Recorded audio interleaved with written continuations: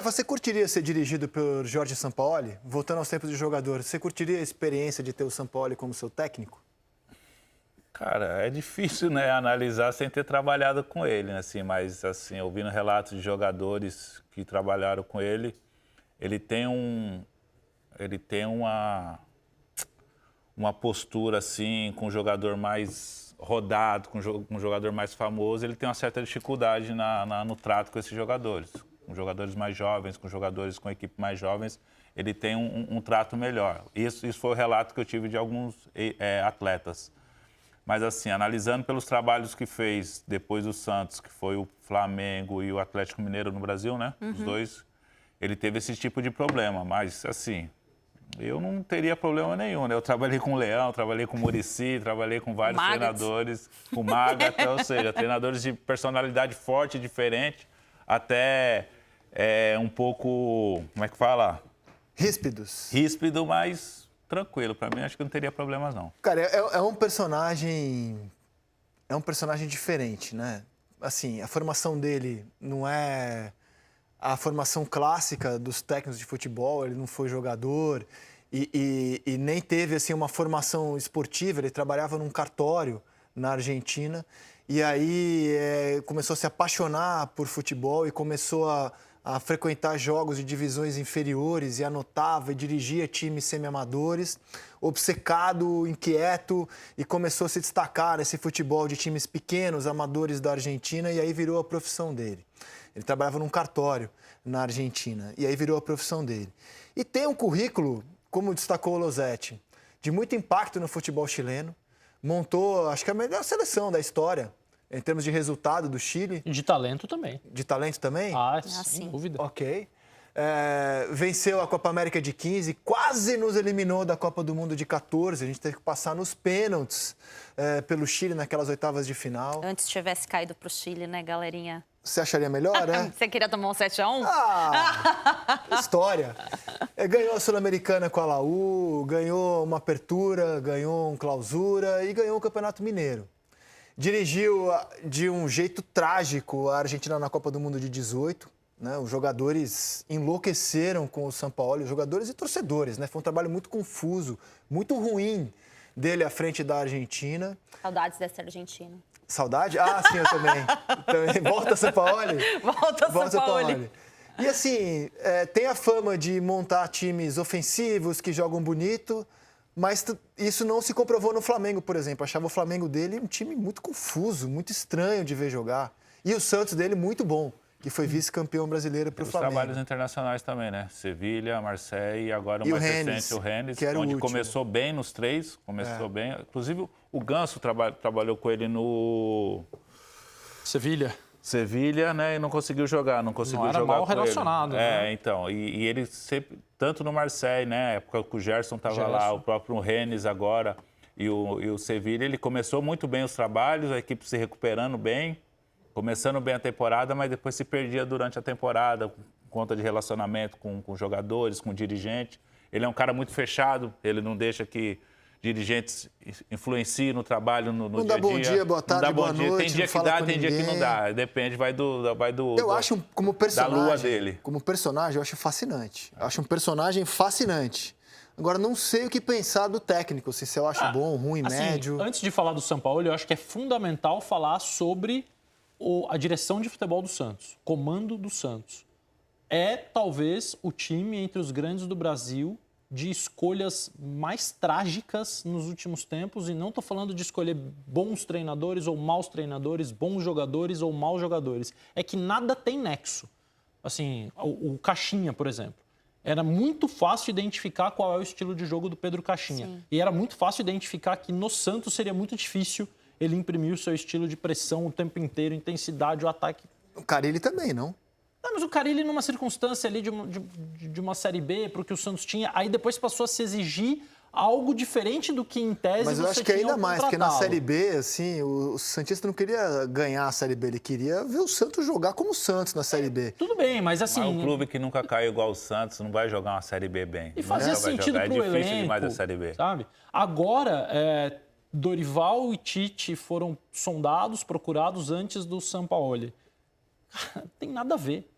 Assim, nenhum deles é defensivo. O Tite carrega esse rótulo de defensivo, é uma das maiores injustiças que se faz. Ele não é defensivo. Concordo. Ele já teve trabalhos em que ele priorizou o sistema defensivo, ele monta bons sistemas defensivos, mas ele não é um técnico retranqueiro. Concordo. Talvez lá no início da carreira, em um ou outro clube, ele tenha optado por isso. Já faz muito tempo que ele se livrou definitivamente disso. Os três, Tite, Sampaoli e Dorival, podem ser técnicos ofensivos, mas de maneiras completamente diferentes. Então, assim, eu temo pelas escolhas do Santos, não pela... A gente pode falar do Sampaoli, mas o Santos escolhe aleatoriamente tudo, seus treinadores e seus jogadores já há muito tempo. Dito isso... Você não acha, só te interromper, porque tem tudo a ver com o que você está falando, você não acha que a gente, nas mesas redondas, tem um papo muito refinado para a realidade que é o futebol? Porque, assim, eu concordo com o que você está falando, mas a realidade é outra. A realidade sempre procurar um nome... um grande nome e, cara, depois ver. É a mesma coisa a seleção brasileira. Muita gente questiona. Como é que a seleção está avaliando Jesus, Abel, Mourinho e Ancelotti se eles são tão diferentes? Aí a resposta para mim é sempre a mesma. O papo não está muito refinado para a maneira como se escolhe técnico mas ainda bem, né? no Brasil? Não, mas assim, mas você concorda que esse Sim. papo não rola na hora dos clubes escolherem técnico? Sim, o Botafogo prática. me parece cada vez mais fazer um processo... Ele vai errar. E vou falar, Mas- não rola nem entre o presidente, para mim, mais refinado dos clubes brasileiros, que é o Pedrinho, que como comentarista sempre prezou essa teoria que você está falando, de você primeiro escolher o seu modelo de jogo e depois buscar um profissional. E na prática, está fazendo exatamente como os outros clubes fazem. Tanto que esse ano ele sondou o Renato, sondou o próprio Caixinha, sondou o Pesolano e acabou com o Carille. Mas Também você só treinadores consegue muito fazer esse, diferentes mas também. você só consegue fazer esse planejamento, Rizek, se você tiver o dinheiro. Sem o dinheiro, tu não vai conseguir. Por mais que o Pedrinho tentasse montar um time mais forte, mais competitivo e trouxesse um treinador que jogasse para frente, como a diretoria pensava e o torcedor quer, ele esbarrou no Renato o quê? Dinheiro. Dinheiro. Pesolano, dinheiro. O que encaixava no perfil dele é esse. E alguns clubes não têm esse perfil. A seleção brasileira é diferente. A seleção brasileira tem condições de trazer esses 4 aí que vocês falaram. Financeiramente, sim. Financeiramente tem condições. Agora, os clubes brasileiros... Embora eles ganhem muito mais nos clubes dele, né? O Eu Ancelotti incluo não ganha. esse do Santos também, a troca de dirigentes. Quantos dirigentes o Santos teve desde 2019?